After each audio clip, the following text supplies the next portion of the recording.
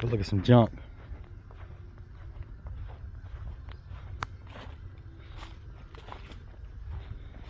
This will do. Let's see if we can get this out of here.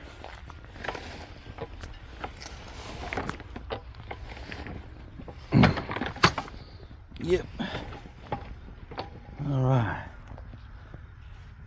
7/8 crankshaft.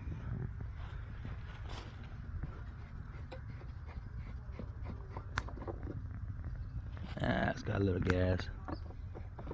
Do a smell test. Not great. Oh, can't even get the cap on. All right. On. Choke.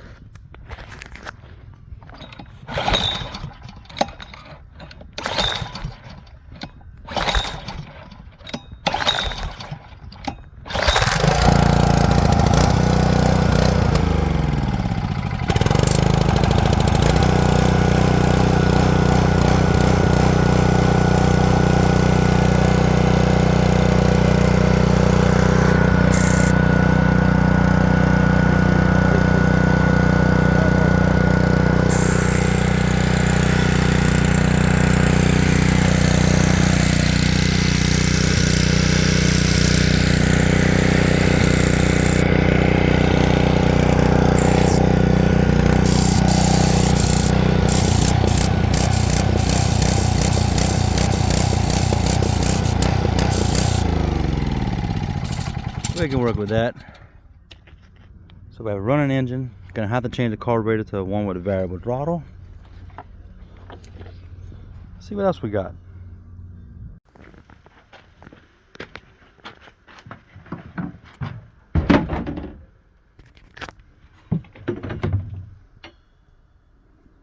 Gonna work.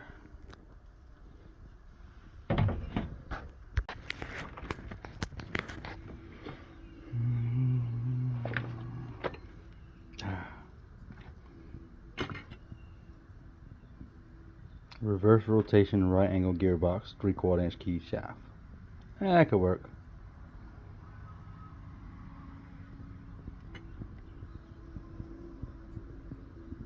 Don't know where it comes from. Alright.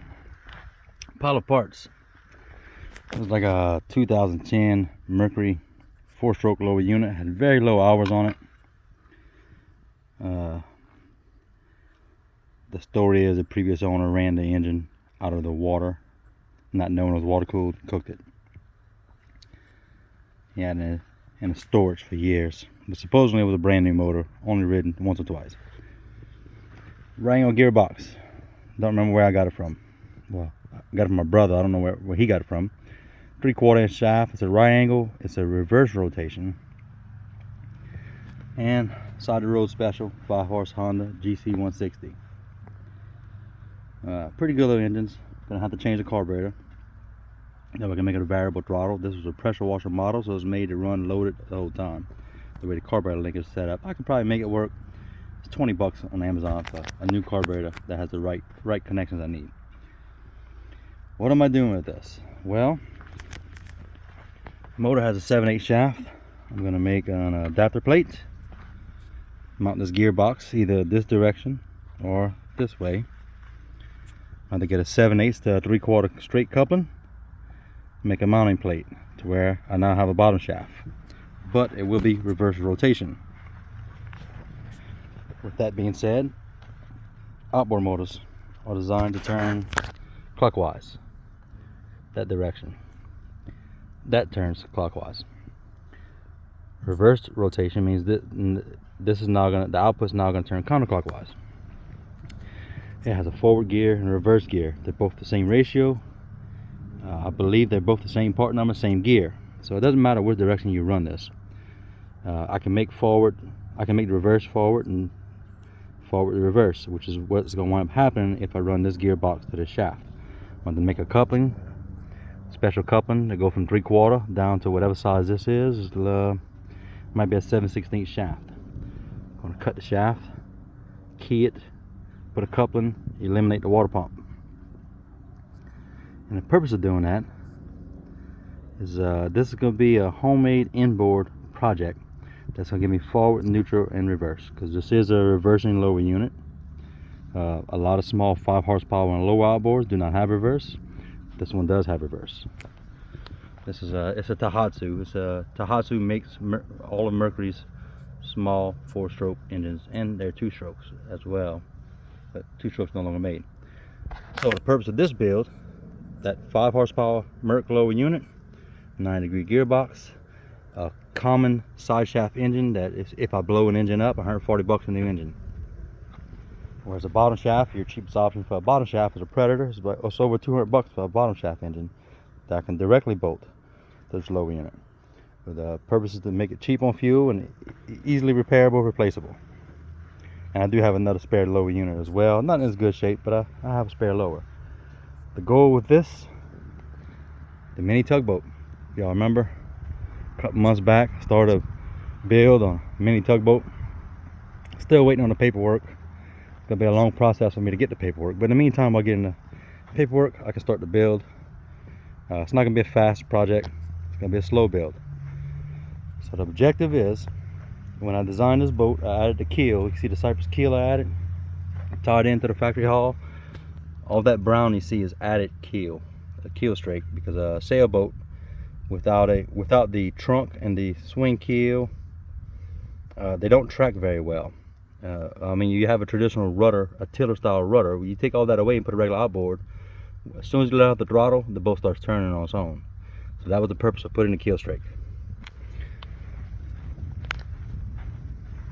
So I ended my keel strake like this. Kind of wish I would have made it 4 inches shorter. I could cut it, it's not a problem. With that lower unit, I'm going to build a box. That lower unit's going to go in right here. I'm going to have that props will be about right here. And I'm going to make an aluminum filler plate to take up the space between the lower unit and this. And it's going to bolt to the bottom of the keel. It's going to be kind of like a guard to protect that lower unit. And I'm uncertain if I'm putting a traditional rudder coming through the bottom, or I'm going to do a transom hung rudder like the sailboat originally had. Motor's going to go on the inside somewhere in this area. I may install the motor backwards to give me more cockpit room. I still need to put 200 pounds of concrete in the bilge. But once I get that done and the boat's back for riding condition, then I can plan the cabin and deck modification to make it look like a little tugboat. But right now it's a little camper. It's a 2-person camper. It's got just enough room for 2 people in there, but 1 person would be plenty of room. This is the outboard I test ran with. It's my Briggs Honda combination. I'm sorry, Honda Yamaha, 6-horse Yamaha lower, and it's actually a GCV 160 Honda, same engine as that one, but a vertical version. And instead of tearing this motor apart, because this is a perfectly good outboard motor, it runs great, does the job, but instead of sacrificing this engine and going straight bottom shaft, I think I'm going to take advantage of the free side of the road. Might as well, I mean, take that engine, being I had that gearbox already, and I had that lower unit. I mean, I have the whole leg, the whole rest of this outboard motor, I have it somewhere in my shed. I mean, I can turn this into one of those, but I already have one of those. So I think I would rather go inboard and get rid of all this stuff, get rid of the transom mounts, put the motor inboard, and make it a different little project. Like I said, it's going to be a slow project. Still in the parts gathering process, which I pretty much have all the parts I need except for the couplings. Now I have to buy 2 couplings, which won't be hard. I bought this coupling from Granger, $90. It was the only 7/8 bore coupling I could find that was rated for 4,000 RPM. The cheap $20 ones you buy are rated for about 2,000 RPM, which plenty of people use them, and they hold up to 4,000 RPM. I don't want to chance it. I mean, this is the life of the engine. If this coupling fails, I'm stuck paddling. So I spent $90 and got that. So I'll probably get another coupling like that. With that one actually has a 3/4 sleeve. That's 7/8, and I bought a 3/4 sleeve adapter because I used the crankshaft on the original Yamaha, and I machined it down to 3/4, and I keyed it. So that's essentially what I got to do to this engine. Like I said, this engine is identical except the side shaft orientation. Same length shaft, same diameter, almost an identical engine as far as the design aspect. They're both GC 160s. It's just this is the GC-V for vertical. But yeah, I think that's what I'm gonna do. I'm gonna start pulling the water pump off the lower unit. I'm gonna see what kind of fiberglass box I need to fabricate to house that unit and seal it up through the floor. Make a mechanical seal to stop water from coming through into the hull. And I think I'm gonna do the layout and cut a hole in my boat, which is, no one likes cutting holes in boats, but I think that's the route we're gonna do. We're gonna have an inboard 5 horsepower with forward, neutral, and reverse. It'll be compact, fuel efficient, and quiet. I think it's gonna work out just fine.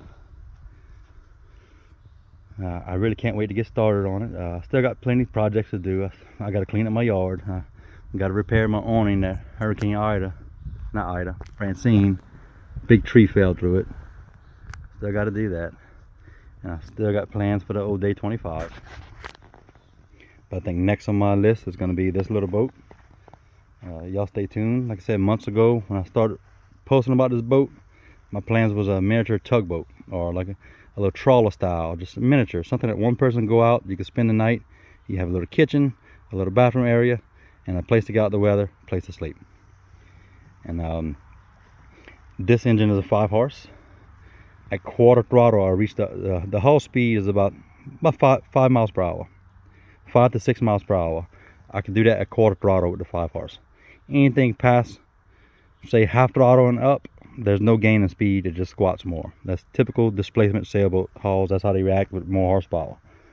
So do I need 5 horsepower? I do not. I could probably get the job done with 2 horsepower, but to find a 2 horsepower bottom shaft is ain't happening. So the benefit of running 5 horsepower, I can run an alternator, say a GM single wire alternator, and I can run a house battery bank, and when the engine's running, I could be charging the battery. You know, so that's something I plan to do with it. But that's where I'm headed with this project.